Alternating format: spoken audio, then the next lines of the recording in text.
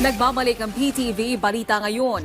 Agarang pinapaayos ng Department of Transportation ang nasirang tulay ng Philippine National Railway sa Albay, kasunod ng Bagyong Juan. Kahapon, November 9, nasira ang tulay ng PNR na kumokonekta sa San Rafael at Maipon sa Ginobatan, Albay dahil sa lakas ng hangin at ulan na dala ng bagyo. Dahil rito, pansamantalang sinuspinde ang operasyon ng rutang Naga-Legazpi. Apektado nito ang aabot sa 400 pasahero na bumabiyahe sa naturang ruta. Araw-araw, alinsunod sa paalala ni Pangulong Ferdinand R. Marcos Jr., inaasahan niring magsasagawa ng inspeksyon ang PNR sa buong ruta ng tren sa Bicol para masigurong ligtas ang linya para sa mga pasahero.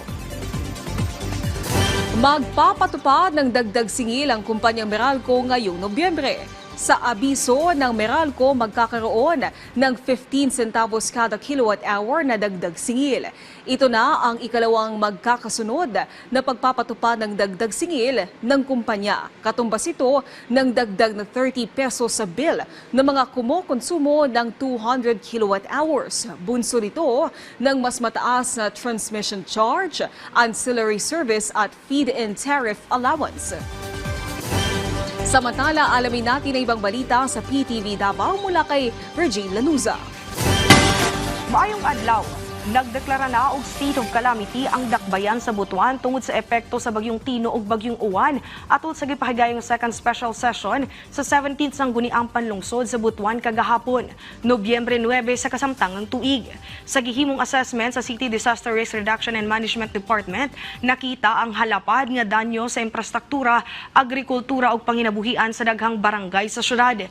Pinaagi sa pagdeklara og state of calamity, dunay pagtugot ang lokal nga kagamhanan nga mapapaspas ang paglihok sa mga resources aron maprotektahan ang mga residente. Pinaagi sab sa maong deklarasyon, makahatag dayon ng LGU og assistance sa mga individual nga naapektuhan sa kalamidad. Gipresenta atol sa seremonya ni atong Nobyembre 6 ning tuiga ang anaa sa 600 ka managlahing matang sa armas nga voluntaryong gisurrender ngadto sa kasundalohan sa UP Maguindanao del Norte. Nalakip kini sa nagapadayon nga kampanya batok loose firearms, ubos sa Small Arms and Light Weapons Management Program ug sa Assistance for Security, Peace, Integration and Recovery for Advancing Human Security Program sa Bangsamoro Autonomous Region in Muslim Mindanao, Conbarm.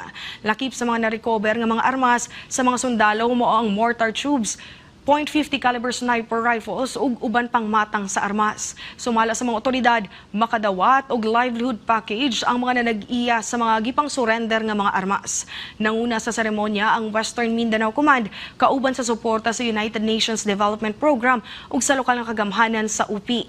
Sumala sa mga opisyal sa militar ang pag-surrender sa mga armas timailhan sa tinuod nga tinguha sa katawhan nga makabot ang kalinaw ug pagsalig sa gobyerno. Sukad tuig 2024, kapin 3,000 ka mga managlahing armas na ang gisurrender, na-recover ug nakumpiska sa area of operation sa 6th Infantry Division nga gilangkuban sa mga probinsya sa Maguindanao del Sur, Maguindanao del Norte, Sultan Kudarat, South Cotabato ug bahin sa Sarangani ug Cotabato Province. Ug kadto ang mga nagunang balita dinhi sa PTV Davao. Ako si Regine Lanuza, maayong adlaw. Maraming salamat, Regine Lanuza. At yan ang mga balita sa oras na ito. Para sa iba pang update, i-follow at i-like kami sa aming social media sites sa PTV PH. Ako po si Naomi Tiburcio para sa Pambansang TV sa Bagong Pilipinas.